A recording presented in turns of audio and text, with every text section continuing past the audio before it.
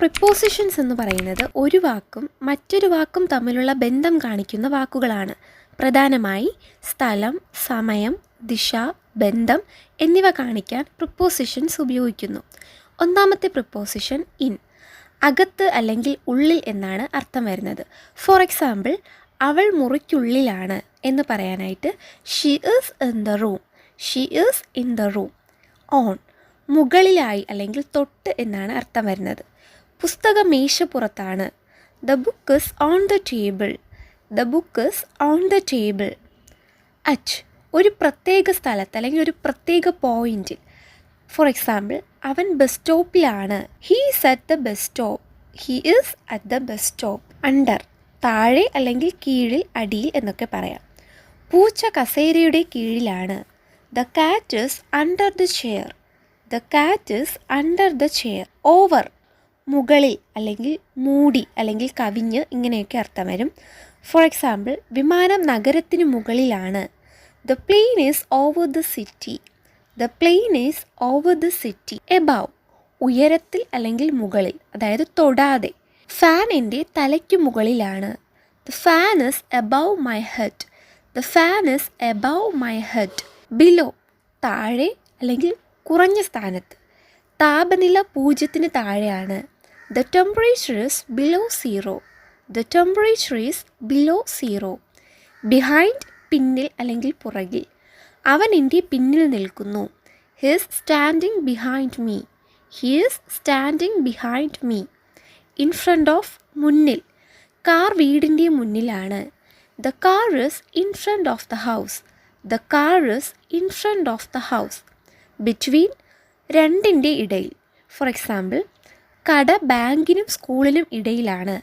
The shop is between the bank and the school. The shop is between the bank and the school. Among, പലരുടെയോ അല്ലെങ്കിൽ പലതിൻ്റെയോ ഇടയിൽ. For example, അവൾ അവളുടെ സുഹൃത്തുക്കളുടെ ഇടയിലാണ്. She is among her friends. Xi is among her friends. Into, അകത്തേക്ക്, അതായത് ചലനമുണ്ട്. അവൻ മുറിയിലേക്ക് കയറി. He went into the room. He went into the room. Out of, അകത്ത് നിന്ന് പുറത്തേക്ക് എന്നാണ് അർത്ഥം വരുന്നത്. എക്സാമ്പിൾ നോക്കാം. അവൾ വീട്ടിൽ നിന്ന് പുറത്തു വന്നു. She came out of the house. She came out of the house. To, വരെ അല്ലെങ്കിൽ ഇതുവരെ, ഒരു ദിശയിലേക്ക് എന്നൊക്കെ പറയില്ലേ, അതിന് വേണ്ടിയിട്ടാണ് ടു ഉപയോഗിക്കുന്നത്. ഞാൻ സ്കൂളിലേക്ക് പോകുന്നു. I am going to school. I am going to school. From, നിന്ന്, അതായത് ആരംഭസ്ഥലം. ഞാൻ കൊച്ചിയിൽ നിന്ന് വന്നു. I came from Kochi. I came from Kochi. With, കൂടെ അല്ലെങ്കിൽ ഒപ്പം. അവൾ അമ്മയോടൊപ്പം വന്നു. She came with her mother. She came with her mother. Without, ഇല്ലാതെ. അവൻ പണമില്ലാതെ പോയി. He left without money. He left without money.